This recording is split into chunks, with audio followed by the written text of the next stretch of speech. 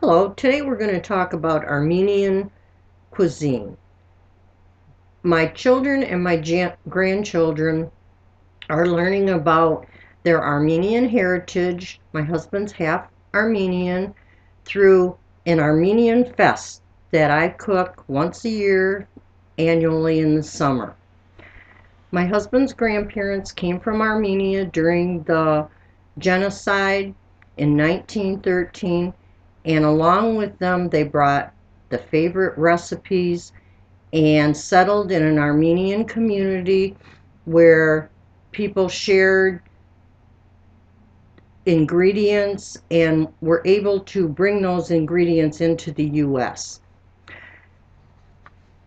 Traditionally, Armenians ate lamb and beef and sometimes chicken, but no pork. Armenian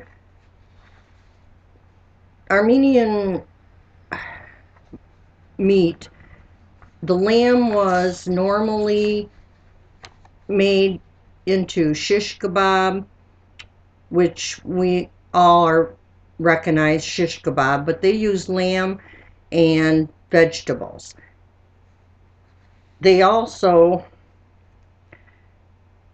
made kibbeh, which is raw meat and spices. We do not cook that. I'm not eating raw meat.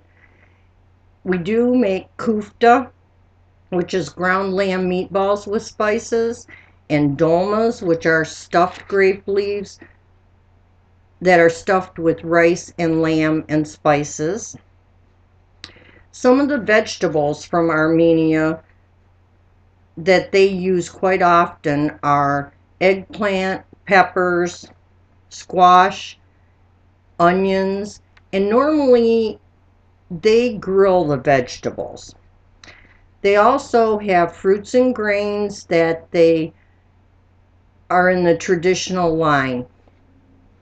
They use wild rice and white rice. The wild rice they picked in Armenia wild, of course, and grew white rice.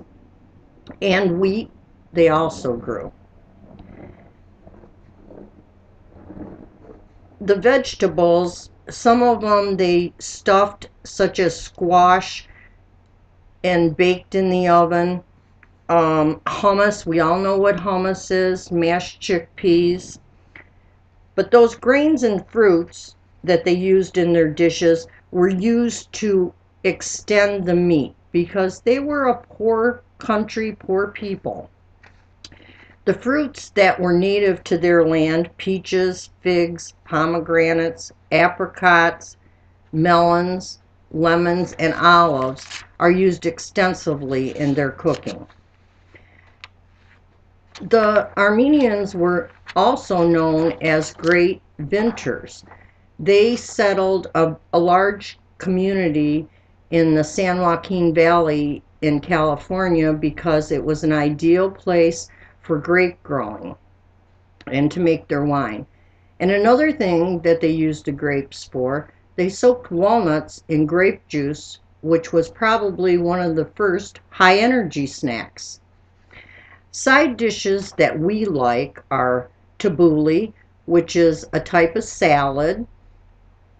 It contains bulgur wheat, parsley, tomatoes, onion, all diced very small, olive oil, and lemon juice. You can even buy that in your grocery nowadays.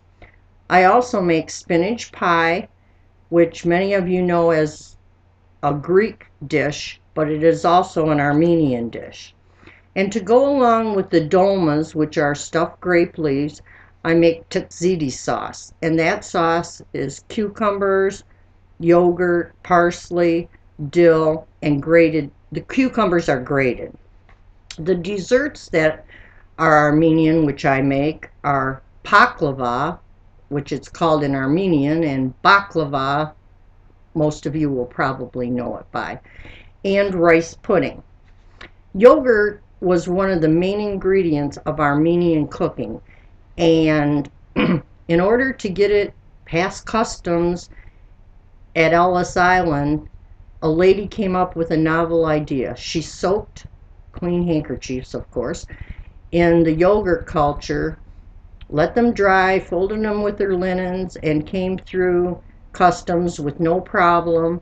And then she would soak those in milk to get the culture back, the yogurt culture back. And that's how people got their original yogurt cultures here from Armenia. Honey was another ingredient that they gathered along with using spices like dill, basil, rosemary, parsley, mint, allspice, many different spices, because they were the crossroads, also called, they were on the Silk Road. So they had many influences from different countries when it came to food.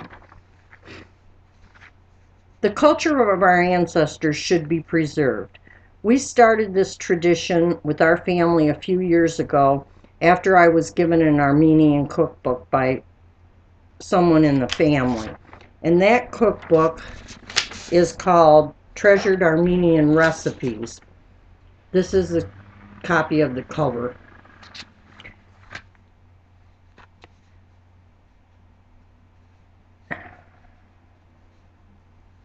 Our annual dinner takes several of us to prepare, and it takes a couple days, but we make many of the traditional dishes. Our meal is enjoyed by all. My hope is that others will think about preparing foods that will teach their children and grandchildren about their ancestors' cuisines. Thank you, and bon appetit.